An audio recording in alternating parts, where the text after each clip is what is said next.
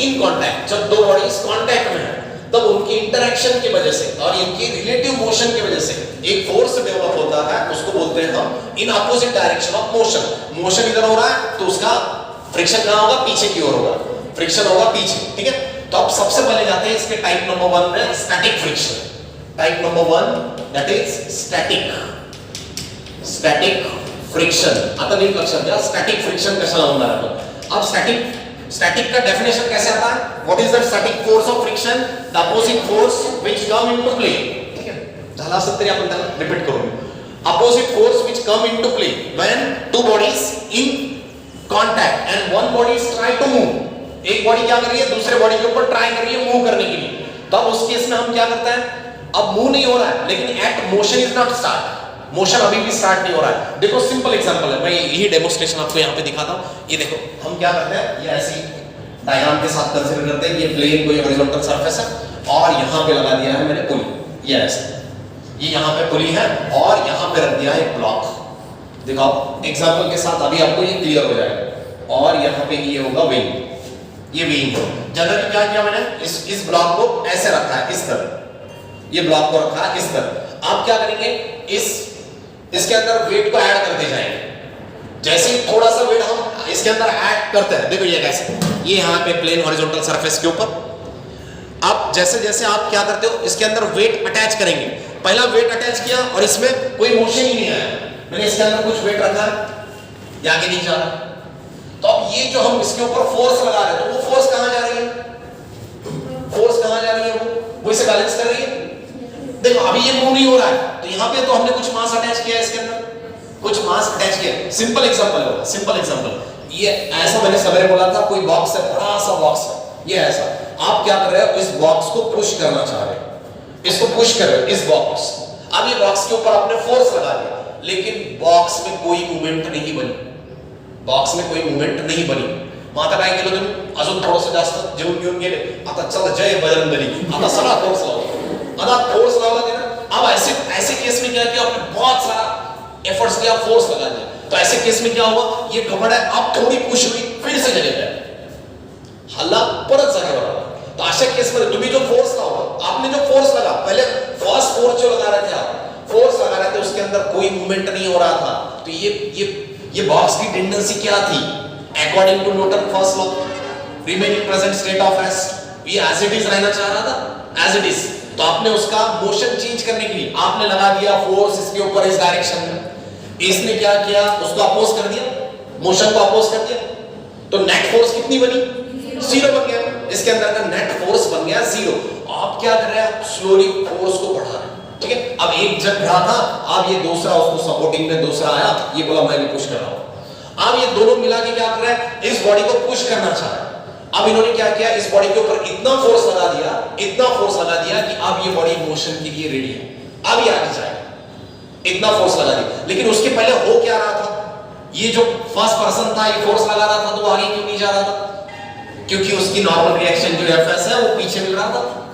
मग static force म्हणजे कुठला असतो, स्टॅटिक फोर्स म्हणजे एकदम सुरुवातीचा फोर्स, आपण तो फोर्स लावला पण बॉडी मध्ये मोशन नहीं लगा, फोर्स लगाया बॉडी के अंदर मोशन नहीं बना, हमने बॉडी के ऊपर फोर्स लगा लेकिन बॉडी में मोशन नहीं आया, तो ऐसे फोर्स को हम क्या बोलेंगे, दैट इज कॉल्ड स्टैटिक। तो असतो static, yet motion is not start, motion start नहीं हुआ, तो अब ऐसे केस में हम बोल सकते हैं बॉडी कैसी है, रेस्ट में, मोशन नहीं है उसके अंदर, बॉडी कैसी है, रेस्ट में। तो मैं ऐसे बोल सकता हूं, मैंने जो अप्लाई किया, अप्लाइड फोर्स किसकी इक्वल है, अप्लाइड फोर्स हम ऐसे बोल सकते हैं, the static force, applied force is equal to static force, static force of friction. मग स्टॅटिक म्हणजे कुठला, असा मॅक्सिमम फोर्स है, स्टैटिक बोले तो कौन सा है, ये मैक्सिमम फोर्स है, लेकिन अब बॉडी में अभी भी मोशन नहीं आता है, उसे बोलते हैं स्टॅटिक, त्याला स्टॅटिक म्हणतो आपण, स्टॅटिक फोर्स ऑफ फ्रिक्शन, ठीक है। बघा आता ह्याच एक्झाम्पल वरून तुम्हाला एक सगळ्या केस लक्षात येतील।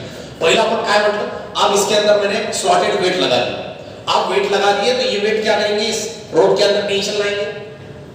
आता न्यूटन एनएलएम तोच टॉपिक आहे, हा वेगळं काहीच नाही, पण आता आपण याच्या आधी सगळे सरफेस स्मूथ कंसीडर केले, अब यहाँ फ्रिक्शन के साथ वही एनएलएम फिर से पढ़ेंगे। अब फ्रिक्शन को हम कांस्टेंट या 0 नहीं मानेंगे या स्मूथ सरफेस नहीं मानेंगे, कुछ ना कुछ फ्रिक्शन होगा, फ्रिक्शन के साथ फिर से एनएलएम पढ़ने वाले हैं, वही कंसेप्ट है। अब लगा देंगे फ्रिक्शन। अब यहां पे मैंने कुछ वेट रख दिया, इस वेट की वजह से क्या हुआ, इस स्प्रिंग के अंदर टेंशन आया, टेंशन कहां है, ऊपर जा रहा है, इसका mg से नीचे खींचेगा। ये ब्लॉक की क्या टेंडेंसी होगी, ये ब्लॉक का जो mg है वो नीचे है और ये सरफेस उसे नॉर्मल रिएक्शन ऊपर की ओर दे रहा है, ये अभी भी रेस्ट में। हम जो फोर्स लगा रहे हैं वो फोर्स कहां जा रहा है, तो ये फोर्स इसको आगे खींच रहा है, ये टेंशन आगे खींच रहा है, उतनी ही फ्रिक्शन उसे पीछे खींचेगा। ये बॉडी एडजस्ट कर रही है, सेल्फ एडजस्ट कर रही है, that is an adjusting force. अब मैं क्या करता हूं, स्लोली वेट को और बढ़ाता हूं, वेट को मैंने और बढ़ा लिया। अब क्या किया मैंने, और एक ब्लॉक इसके ऊपर रख दिया, और एक ब्लॉक उसके ऊपर रख दिया। अब क्या हुआ, और एक ब्लॉक रखने से, ये देखो ये सिंपल वही एक्सपेरिमेंट था, ये ब्लॉक को इसके अंदर हम वेट अटैच करते जाएंगे। अब ये ब्लॉक नहीं आगे आ रहा है, जैसे जैसे इसके अंदर के वेट बढ़ते जाएंगे अब ये ब्लॉक आगे आना स्टार्ट कर देगा। हा ब्लॉक असा पडेल ना, जसं जसं वजन बढ़े, तो जब तक वो आगे नहीं आता है, देखो समझो अच्छी तरह कंसेप्ट को फील करो पहले। अब ये दोनों वेट है, ये अप्लाइड वेट जो है वो क्या है, इससे छोटा है, इसीलिए ब्लॉक आगे नहीं जा रहा है। तो यहां में हम बोल सकते हैं इसके अंदर का जो टेंशन है वो किसके इक्वल है, Fs के इक्वल है। मूवमेंट अभी भी स्टार्ट नहीं हुआ है, at body is at rest, body कैसी है, रेस्ट में, बॉडी है रेस्ट में। अब हम क्या करेंगे, स्लोली वेट को और बढ़ाते जाएंगे।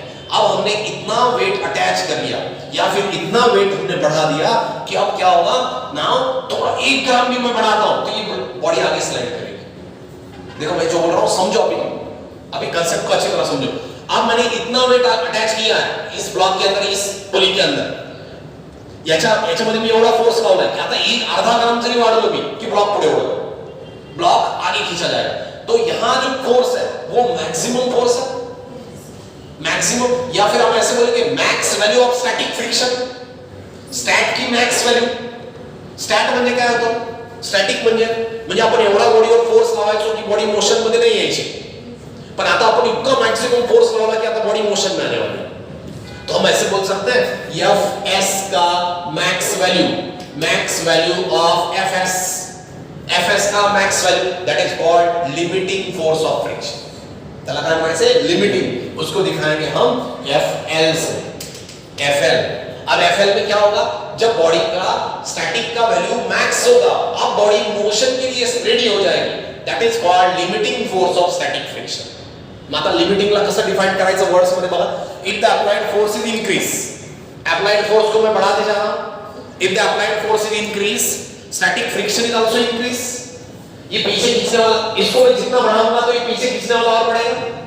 एक सिचुएशन ऐसी आएगी कि यहां बहुत ज्यादा फोर्स होगा, अब बॉडी आगे खींचने के लिए रेडी होगी, अब बॉडी यहां इतना फोर्स लगा दिया कि ये बॉडी अब आगे फिसलेगा, तो उस पीछे खींचने वाले उस केस में मैंने क्या बोला, max value of static friction, static का max value, that is called limiting friction. उसको क्या बोलेंगे हम, limiting friction. The value of body start moving, अब क्या करेगा, बॉडी मूव करने के लिए स्टार्ट होगा, बॉडी इज मूविंग और स्टार्ट मूविंग। तो अब देखो थोड़ा सा और एक कंसेप्ट, जैसे जैसे मैं Fs को इसको खींचने वाला फोर्स लगा देता, बताता परत हेच एक्सपेरिमेंट ना, हम क्या कर रहे थे, इस ब्लॉक के अंदर वेट अटैच कर रहे थे, हमने अब अटैच किया, ये आगे नहीं आया, हमने फिर से और अटैच किया, आगे नहीं आया, उसको क्या बोला हमने, स्टॅटिक। त्याला स्टॅटिक म्हटलं ना आपण, वेट अटॅच करत गेलो पण बॉडी पुढे नाही आली, पण आता मी काय केलं, आता इतकं वेट अटॅच केलं की आता बॉडी पुढे येणार आहे, म्हणजे अटॅच किए वाला जो लोड है वो मैक्स है, उसको क्या बोला हमने, दैट इज कॉल्ड लिमिटिंग। अब limiting mean just body start, अब बॉडी ने स्टार्ट कर दिया मोशन, अब ये बॉडी थोड़ा थोड़ा आगे आ रहा है, तो अब ये बन गया लिमिटिंग का वैल्यू। अब लिमिटिंग के सिचुएशन में इसी डायग्राम को हम ऐसे ड्रॉ करेंगे, लिमिटिंग की सिचुएशन में, लिमिटिंग में हम ऐसे बोल सकते हैं, इफ Fl इज इंक्रीज। अब देखो, अब आगे का कांसेप्ट कैसे आता है, देखो नाउ सी, ये ऐसा है, ये आपके पास ब्लॉक था, ये ब्लॉक के ऊपर हमने एक फोर्स लगा लिया, इधर खींचने वाला, दैट इज P फोर्स, पीछे क्या आएगा, ये आएगा Fs, अपोजिट डायरेक्शन में, ये mg नीचे जा रहा है और ये उसकी नॉर्मल रिएक्शन आ रहा है। ये सिचुएशन बनेगी आप बॉडी के ऊपर ऐसे सिचुएशन बनेगी, समझना ना, ये सिचुएशन है बॉडी का। अब क्या हो रहा है, बॉडी मोशन में, चलो अब मैं बोल रहा हूं ये बॉडी आप मोशन में आया, आगे जस्ट स्टार्ट मूविंग, बॉडी ने क्या किया, जस्ट स्टार्ट कर दिया मूव करना, body is just start moving. तो अब ऐसे बोल सकता हूं मैं, मैं जितना बॉडी को आगे खींचूंगा, जितना आगे खींचने वाला फोर्स लगाऊंगा उतनी बॉडी फास्ट आगे मूव करेगी. मी याच्यामध्ये वजन वाढले की पुढे ओढल्या जाईल ना. जितके वजन वाढले तेवढा ब्लॉक पुढे ओढल्या जाईल. मग आता मी असं म्हणू शकतो की याच्या limiting force FL is directly proportional. Limiting force of friction is directly proportional of normal reaction. कसं काय बरं बघा. नॉर्मल रिएक्शन R के ऊपर डायरेक्टली प्रोपोर्शनल होगा. R क्या था? R नॉर्मल रिएक्शन था. बघा ज्यांच्या आणखी क्लियर नहीं आला कंसेप्ट समझो. आगे खींचने वाले फोर्स की वैल्यू हम बढ़ाते गए. हमने क्या किया, Fs को मैक्स कर दिया. अब Fx को मैक्स करने से क्या हुआ, बॉडी मोशन में आया. उसको ही हमने लिमिटिंग बोला. तो हमने क्या बोला, लिमिटिंग किसके ऊपर प्रोपोर्शनल है, लिमिटिंग नॉर्मल रिएक्शन के ऊपर प्रोपोर्शनल है. बोले तो कैसे कंसेप्ट क्लियर होगा. देखो आप समझो. अब मैं जो बोल रहा हूं यहां बॉडी कोई 1000 किलो का बॉडी है. अब ऐसा मानते हैं यहां जो बॉडी है कोई 1000 किलो का बॉडी है. ठीक है. अब मुझे उसे खींचना है तो मुझे फोर्स बढ़ा लगाना पड़ेगा. अब मैंने क्या किया, फोर्स बढ़ाते गया मैंने इतना फोर्स लगा दिया कि अब वो बॉडी को मैं खींच सक रहा हूं. तो मैंने क्या किया, Fs की वैल्यू बढ़ा दी. उसको बोला हमने लिमिटिंग. तो अब लिमिटिंग बढ़ा. वो लिमिटिंग किसकी, लिमिटिंग आपको बढ़ाना है, बॉडी को मोशन में लाना है. मोशन में लाना है तो कितना लाना पडेगा, उसके नॉर्मल रिएक्शन की इक्वल. मोठा दगड आहे तुम्हाला हलवायचा असेल त्याला जागेवर, तर ते नॉर्मल रिएक्शन पेक्षा जास्त फोर्स लावा लागेल ना, तरच तो त्याची जागा बदलेल. अदरवाइज वो जहां है वही रहेगा. ये दीवार वैसे पुश कर रहा हूं, ये आगे नहीं जाएगी. मैं बहुत सारा फोर्स लगा दिया तो ये आगे जाएगी. अब ये mg नीचे जा रहा है, नॉर्मल रिएक्शन ऊपर है, वो उसके ऊपर बैलेंसिंग फोर्स. मग मला ते नॉर्मल रिएक्शन पेक्षा म्हणजे त्या बॉडीच्या वजनापेक्षा जास्त फोर्स लावा लागेल ना. ये इधर जो mg जा रहा है इससे बड़ा फोर्स लगाना पड़ेगा तभी तो बॉडी आगे जाएगा. तो मैंने वही लिखा, ये limiting force of friction is directly proportional. आया समझ में आ रही है. और ये FL क्या है, लिमिटिंग. FL किसकी इक्वल है, हाँ Fx की मैक्स वैल्यू. अरे Fx छोटा असेल तर ती वस्तू पुढे जाणारच नाही ना. Fs जेव्हा मॅक्सिमम होतो त्यालाच आपण FL म्हणतो ना. मग मी याला काढून Fs लिहू का, दोनों इक्वल है. Fs की max value is nothing but ml FL. तो FL इज डायरेक्टली प्रोपोर्शनल. तो मैं यहां ऐसे लिख सकता हूं, therefore FL equal to constant into R. आया समझ में आया, क्लियर हुआ. वो कांस्टेंट का साइन मैंने वहां से हटा दिया, लिखा FL equal to constant into R. FL equal to constant into R. therefore FL equal to mu s into R. अब म्यू क्या है, constant. This is called constant and this is called coefficient of static friction. हा असतो constant. याला काय म्हणायचं, mu s equal to coefficient of static friction. Static friction का ये कांस्टेंट है. This is the coefficient of static friction. Coefficient of static friction. आता इथं परत लक्षात. आता याच्यामध्ये कन्फ्युजन तुम्हाला असं झालं असेल, सर Fs कळालं का, इथे Fs म्हणजे काय, FL म्हणजे काय आणि त्याच्यानंतर R काय, यांचं रिलेशन काय या तिघांचं. त्या तिघांमधलं रिलेशनचा कन्सेप्ट क्लियर झाला. समझो एक बार, फिर से बोलो एक बार, अच्छी तरह समझो. फिर से बोलो, मैं फिर से बोल रहा हूँ. बॉडी रेस्ट में था, हम फोर्स लगा रहे थे, हमें वापस मिल रहा था, उसको क्या बोला हमने, Fs. त्याला Fs म्हणतो, force of static friction. Static मध्ये बॉडी हलते का जागेवर नाही हलत. मग आपण लावलेला फोर्सच आपल्याला मागे मिळतो ना.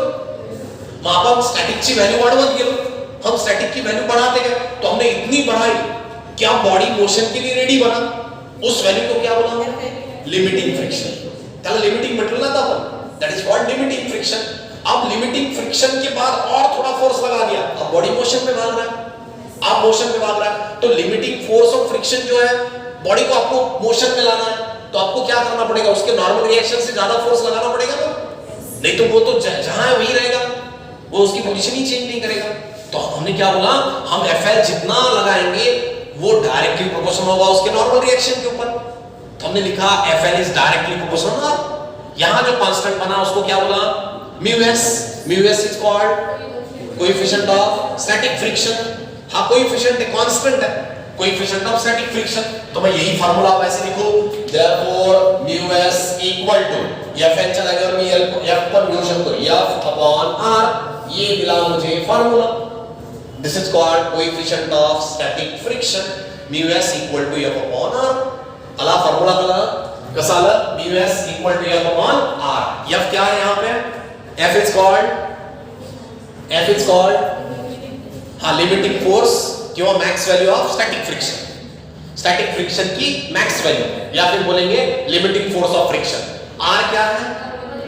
Normal reaction. मग याचं युनिट काय सांगा बरं मला. म्यू एस को किस में मेजर करेंगे हम? म्यू एस को किस में मेजर करेंगे? What is the unit of mu S? अरे फोर्स है mg मध्ये नॉर्मल रिएक्शन पण mg मध्ये न्यूटन झालं कॅन्सल. Dimension less. ये इसका और इसका यूनिट कैंसिल हुआ ना, तो इसको कोई यूनिट ही नहीं बना. ये कैसा है ये कोएफिशिएंट? डायमेंशन लेस है. म्हणजे m0 l0 t0. आता तुम्हाला प्रश्न पडतो की सर आता हे म्यू चं व्हॅल्यू डिपेंड कशावर असेल? थोड़ा विचार करून सांगा बरं. म्यू चं व्हॅल्यू, म्यू का व्हॅल्यू फोर्स के ऊपर होगा क्या डिपेंड? मैंने ज्यादा फोर्स लगा दिया तो कोएफिशिएंट ऑफ ज्यादा होगा या नॉर्मल रिएक्शन के ऊपर होगा? ये म्यू चं व्हॅल्यू कशावर डिपेंड असेल? ये म्यू का वैल्यू जो होता है, mu is depend upon material and nature of surface in contact. Nature and surface in contact. दो बॉडीज जो कांटेक्ट सरफेस में उनके ऊपर उसकी म्यू की वैल्यू डिपेंड होती है. म्यू की वैल्यू बघा आता परत ऐका. तुम्ही हे पाहिलं रेल्वे लाईनचे रोड पाहिलेत ना? ते रेल्वे ज्याच्यावर चालते ते सगळे त्याचे हे म्हणतोय मी काय म्हणतात त्याला? पट्टी. हाँ रोड ट्रैक दे. तो ट्रेन का जो ट्रैक है और उसके जो व्हील है वो दोनों एक ही मटेरियल के. कौन सा मटेरियल? आयन. लोखंडी आहेत ना.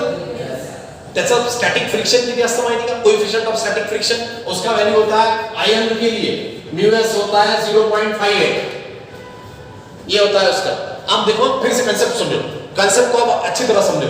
रबरचे टायर जे असतात ना, मी सकाळी सांगितलं तुम्हाला, रबरचे जे टायर असतात ना ते कमी घासले जातात. लोखंडाचे टायर ठेवले असते तर आपल्याला दर महिन्याला घरी कॉलेजमधून घरी गेली बदललं टायर. अरे ते घासून घे जाईल सगळं.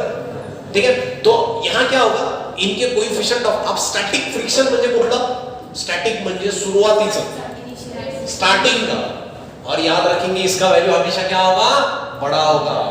स्टॅटिक फ्रिक्शन कशामुळे जास्त असेल? कारण सुरुवातीला तुम्हाला जास्त फोर्स लावावा लागेल ना, तो ये वैल्यू बड़ा होगा. और ये उसका रेशियो है F अपॉन R सा. मग स्टॅटिक फ्रिक्शन बरं आता ठीक है, ये लक्षात घ्या परत. स्टॅटिक फ्रिक्शन जो है वो किसके ऊपर डिपेंड होता है? स्टॅटिक फ्रिक्शन जो है वो मटेरियल के ऊपर और nature of surface in contact. कौन से दो सरफेस कांटेक्ट में उनके ऊपर इसकी म्यू एस की वैल्यू डिपेंड होती है. एखादा एमसीक्यू झाला तर जनरल नॉलेज साठी लक्षात ठेवा. Coefficient of friction, coefficient of static friction is denoted by mu S. It's value is not depend on force. याच्यावर नाही येते, फोर्स वर नहीं, किती फोर्स लावला आणि किती नॉर्मल रिएक्शन याच्यावर नहीं. इसकी वैल्यू डिपेंड होती है nature in surface in contact. कौन से दो सरफेस कांटेक्ट में उसका नेचर एंड मटेरियल के ऊपर इसकी वैल्यू डिपेंड होती है. ठीक है. हाँ मी तुम्हाला सांगत होतो एक एग्जांपल. हे तुम्ही सहज ऐकलं असेल सगळ्यांनी, आपने सुना है. जेव्हा आपण रोडवरती गाडी चालवतो पावसाळ्यामध्ये गाड्या जास्त स्लिप होतात का? काय कारण असेल? ऑइली वेट सरफेस जब होता है हाँ तिथे फ्रिक्शन कमी होऊन जातं ना. फ्रिक्शन कमी होतं आणि हा तुम्ही म्हणतात सर त्याच्यात पाणी असतं म्हणजे लुब्रिकेंट यूज केलं तुम्ही. एखाद्या रोडवरती ऑइल पडलं तिथून गाडी गेली स्लिप होऊन जाते. काय कारण असतं? फ्रिक्शन रिड्यूस, फ्रिक्शन कम हो जाएगा. तो हम यहाँ बोल सकते हैं, देखो ये अब आपको जनरल नॉलेज के लिए याद रखना है. कॉन्क्रीट रोड आणि रबर टायर जे असतात ना, जे आपले रबर टायर यांचा जो रेशियो येतो concrete road and rubber tyre, जब आपके सरफेस के ऊपर चलते हैं रबर के टायर जो है आपके, कॉन्क्रीट रोड म्हणजे लक्षात येईल ना सिमेंटचा रोड, तर तेव्हा त्याचं कोएफिशिएंट ऑफ म्यू एस याचं व्हॅल्यू 1 असतं. इसका वैल्यू 1 होता है. जब आप सीमेंट के रोड के ऊपर साइकिल चलाते हैं या गाड़ी चला रहे तो उसका कोएफिशिएंट म्यू एस उसका वैल्यू होता है 1.0. ये है उसका वैल्यू. त्याला यूनिट तर काहीच नाही, नंबर असेल.